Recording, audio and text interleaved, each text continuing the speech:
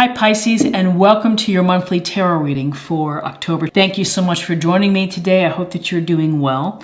And this is a general reading for any sun, moon, or rising Pisces, and we can get a sense of the energies and messages for you in October so that you can plan accordingly. So I've already shuffled quite a bit. I'm just going to give it a few more shuffles and we will get started. Much glare. So reflection and non-judgment. I want to key in on non-judgment because somewhere along the line, many of us, we automatically judge and it's hard to undo. I think it takes conscious thinking to look at someone for who they are and to leave out all of the extraneous information that you're getting or that you're inferring. To use non-judgment, to be open, to leave behind your bias. It's a real challenge to do so sometimes. However, the benefits are profound, and when you can just live and let live, and when you can be accepting of others, and when you come from the place of, as it says, reflection, when you look in the mirror and you look at your own life and think about how people may incorrectly judge you, they don't know you. And often when we meet people, or even when we have friendships and relationships with people, we really don't know what's going on behind closed doors. We really don't know the challenges and the depth that they face within their lives. So I think a honorable goal is to try to be fair, to be reasonable, to be honest, to be balanced, instead of coming from a place with a preconceived notion where you already have made up your mind without listening to someone speak or without listening at all, judging right off the bat from the hip. I think it's a destructive practice. And so to be non-judgmental requires skill, and it requires deft handling, and to be sharp and to always think about how am I interacting here? How am I engaging? What am I bringing into this discussion that may not be a positive? And in terms of reflection, I think when you look at yourself in the mirror and you really think about how you live your life, it requires honesty and awareness of self, where you can be honest with yourself and you can come from a place that it's just very real. So, if you've had a tough time where you've been a bit of a bear, own up to it and then let it go. Every day is a new day, so deal with it and then let it go on. But the hope is to try to interact with people just at face value with what you see and how they talk to you and what they bring to the table. Open, honest communication. Being authentic, being real, being transparent in many ways. So it takes practice, I think, to do so, because of sometimes when you're brought up and things get into your head and you want to get them out of your head. So it takes time and energy and awareness to be able to do that, and awareness of how are you approaching this situation? What are you bringing to this discussion? So very interesting, very deep to think about and to explore. That could probably be a video on its own. So now let's take a look at the spiritual self, emotional self, of what these cards can share with us about the emotional component for the week.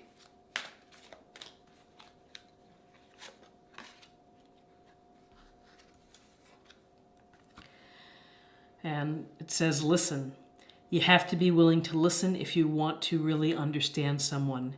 Now is not the time to be offering advice, but to be a compassionate listener. To listen fully and intently means to pay attention, not to just what's being said, but to what lies beneath the words. Sometimes people have a hard time getting things off their chest or telling you about a situation within their life because there's pride involved perhaps, or they feel that they just can't get it out there. Maybe it's a sense of shame, or maybe something fabulous is happening and you're talking with someone who's maybe struggling, and so you want to keep it inside. But, to focus and to listen, being an active listener. And we teach students that in 3rd grade to be an active listener. Your eyes are on the speaker. You're not talking, you're not moving, you're just listening and taking it in. It's a simple but highly effective, wonderful practice to do, which is to really listen to someone.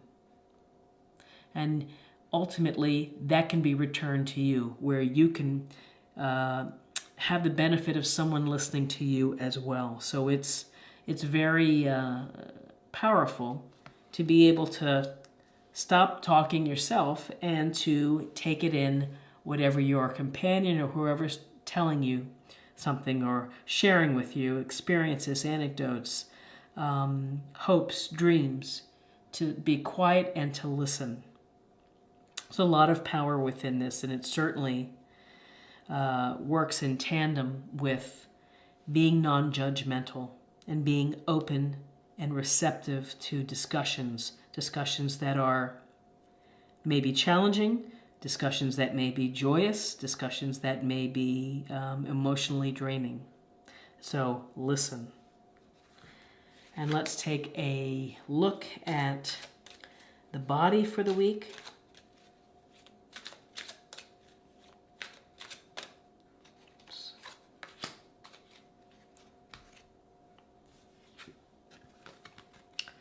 Consult a nutritionist. Okay, so this week I turn my eating over to you and ask you to guide me to foods and beverages that taste good, are fulfilling, and support my ideal health and weight. And if you are in a position where you can't afford a nutritionist, or you can't, have it covered from a health plan or what have you, there's so much information online with respect to with respect to healthy diets. And one of the best places to start is, like, the U.S. government has some incredible free publications about for women in menopause, for women and people in general, really thick books that are very, very helpful, give you sample diet plans, give you the information behind why you need to eat certain foods. And this is as I get articles forwarded to me about, again, I think I mentioned it last week, of finding Indian gooseberry, that it's one of the most beneficial fruits. To me, someone sends me an article and I investigate it, because nutrition is important. Whether it's finding medicinal mushrooms, you can get them in tablet form, or you could have a cup of mushrooms every day. They say that that's incredibly helpful to your immune system. So there are all these little pieces of information out there that all you have to do is look for it. Another suggestion would be, in addition to consulting with a nutritionist, is that if you have friends that are really good with their diet, who are eating all the greens and the colorful fruits and vegetables and lean meats and such, or soy products, find out how they do it. Are they cooking their foods on the weekend? Are they meal prepping? Are they shopping fresh? Or, what is it that they're doing that makes them successful? Because it takes time to plan accordingly for food and to eat well. It takes time to sit down to think about what you're going to cook for the week, what you're going to bring to work. And it's again, nutrition feeds the cells, it feeds your brain, and giving it crummy food or unhealthy food is not in your best interest. And so to find balance, you have to feed your body right. You have to do things in moderation. If you like to drink, have a drink, but don't overdo it. If you like French fries, you don't have to restrict French fries, just limit the amount of French fries you want in your life. And again, with coffee, I'm gonna have a cup of tea here. With coffee, some reports say coffee is fantastic. Other reports say limit the amount that you have. Caffeine is detrimental. You can find source data on all nutrition, and then you make your decisions for your lifestyle and how you can make it work for you. But again, I would say to make wholesale changes to totally turn your diet upside down in 1 or 2 days may not be the best road to success. But if you do one small thing for the week, like pass by the chocolate chip cookies or the candies, and with Halloween in the US coming up, it's like try not to have the candies at home and snacking on them because they add up. So, there's a lot. So this is a week. Pay attention to your diet. Do some meal prepping. Look online. There are many free websites that have great skinny meals where they've made them healthy and delicious. So now I'd like to pull a card as a practice area in addition to practicing listening and thinking about your diet and reflecting and being non-judgmental.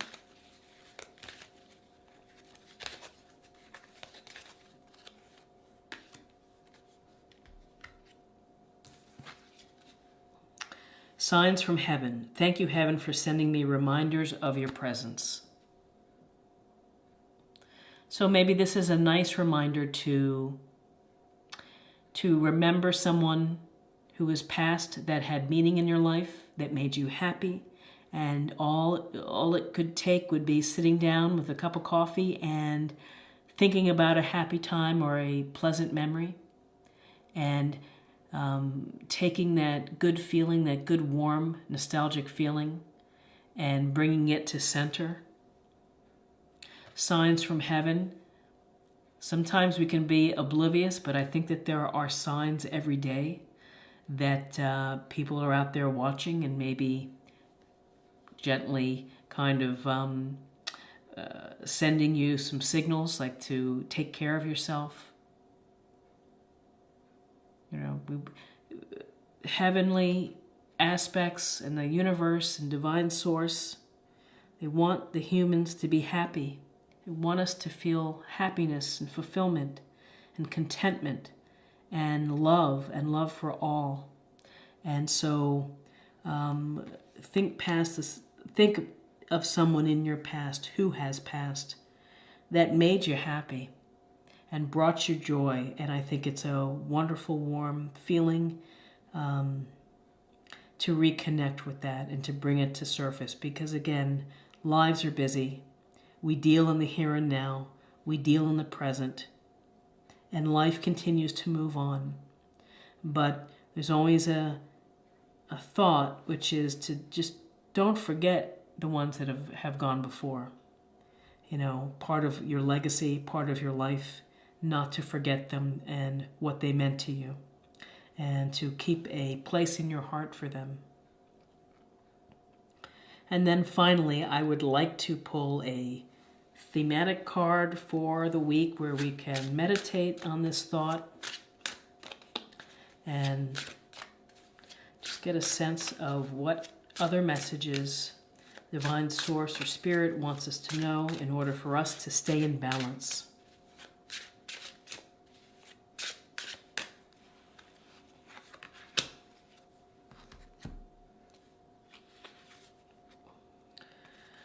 Perfection.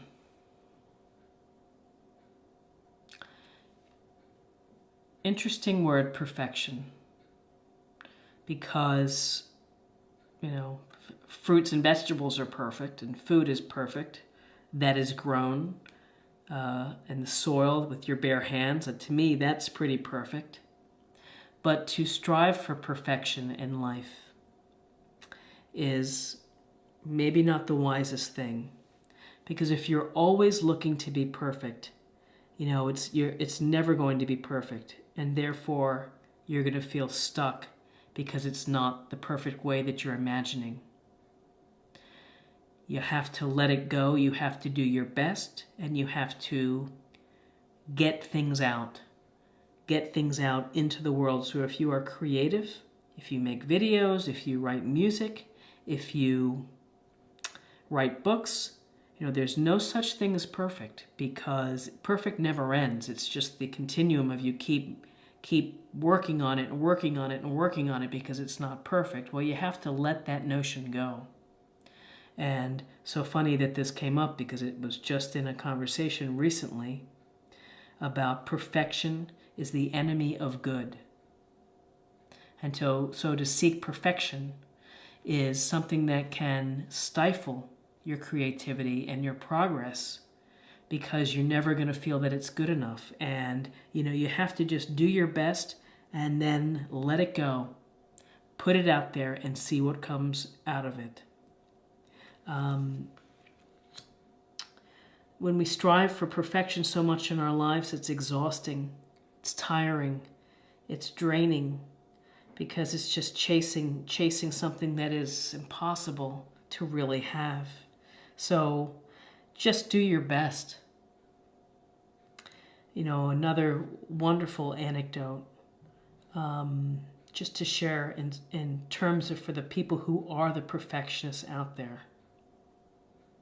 And it's about telling a friend that, you've gone back to school and you work a full-time job, and at night you're working until 2 a.m. to write the perfect paper.